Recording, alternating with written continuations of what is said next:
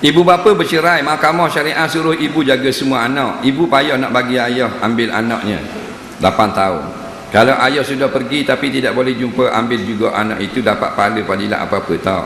Kalau anak tidak mau tutup aurat, tidak mau solat, apakah dosa anak akan ditanggung juga oleh ayah atau ibunya saja, sebab si ayah tidak benar akan jaga anak oleh mahkamah syariah?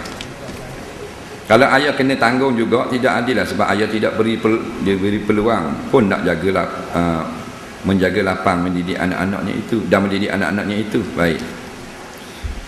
Dalam Islam, bila berlaku perceraian, ada anak, maka nak bela anak, siapa dapat bela? Bela anak ni ayah atau ibu bila cerai. Nak dipanggil hadanah dalam kitab fiqh munakahat. Benda mana hadanah, hak penjagaan anak selepas bercerai. Dalam syariah Islam, bila cerai saja, hak penjagaan automatik dapat kepada ibu. Nampak? Ibu dapat. Duduk dengan ibu.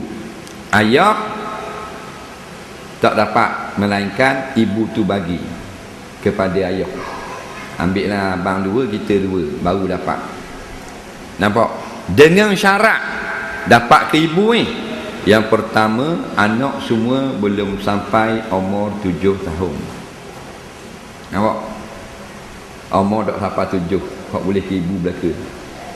Syarat yang kedua, ibu ini tidak berkahwin dengan suami baru. Ada dah siap belaka dah konung. Bab munakahat. Syarat yang ketiga, ibu tidak berpindah daripada negeri sejauh hak musafir. Katakan ibu tu bila cerai balik ke Kuala Lumpur, anak boleh kaya.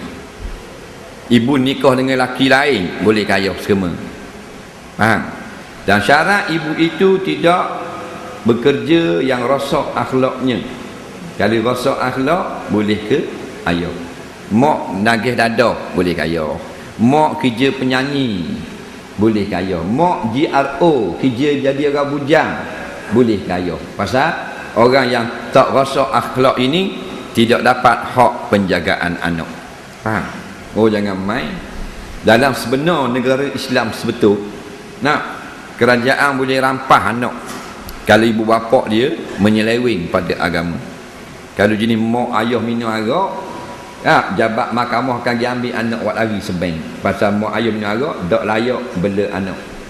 Mak ayah ni, ayah pelakon filem, mak pelakon drama, penyanyi dandut, kena rapah anak buat lari, tak layak bela, kerana budak ni akan rosak duduk bawah penjagaan 2 orang suami isteri yang tidak molek akhlaknya. Jadi setelah sampai 7 tahun, maka anak itu akan ditanya oleh qadi, nak duduk dengan siapa sekarang? Anak kata nak duduk dengan mak lagi, duduk dengan mak pun. Kalau anak kata duduk dengan ayah, duduk dengan ayah, putus situ. Kalau dia kata duduk dua-dua, nak belaka, sunat kahwin semula 2 orang. Faham? Kemudian pula, bila duduk dengan mak, ayah ada hak menziarahi dan bawa berjalan-jalan. Kalau mak tak benar jumpa, kena laknat mak tu, berdosa besar dan tidak diterima amal ibadat ni. Ramai berlaku bila cerai, tak jumpa dengan ayah, kena laknat. Semayang, haji, puasa, out stesen. Faham tak? Tapi orang tak kira learning, dia kira sekarang nafsu. Kemudian pula belanja atas ayah, anak duduk dengan mak, belanja ayah kena tanggung. Sampai bila? Sampai dia besar, boleh mampu kerja sendiri, baru habis belanja wajib duit. Nampak? Dah dosa ayah yang menetapkan sekolah mana. Mak kata tak ambil sekolah ni, ayah kata sekolah ni sekolah agama. Haram ikut mak. Mak hanya duduk saja dengan dia. Kebajikan budak tu menentukan mana pelajaran yang baik untuk dia, ayah belaka. Nampak? Tapi berlaku tak sekarang gitu? Tak, pasal kita jauh dah dengan hukum syarak. Dah boleh nak terima dah fiqh ni, hak asal Islam ni, pakai ikut nafsu belaka. Nampak tu, bila ni orang cerai agak, kita kata jahat. Cerai jahat. Jahat mana? Tak ada jodoh. Dan secara lah jahat orang tu, tak ada jodoh. Soalan jawapan yang begitu ringkas dan padat. dah mana ceria tu molek-molek ada. Tak ada jodoh. Ni dah hak laki dia. Nampak? Dak batuk buat laki macam komunis laki. Allah. Anu pula kata anak-anak lelaki pula bini mulut ke poker. Dah.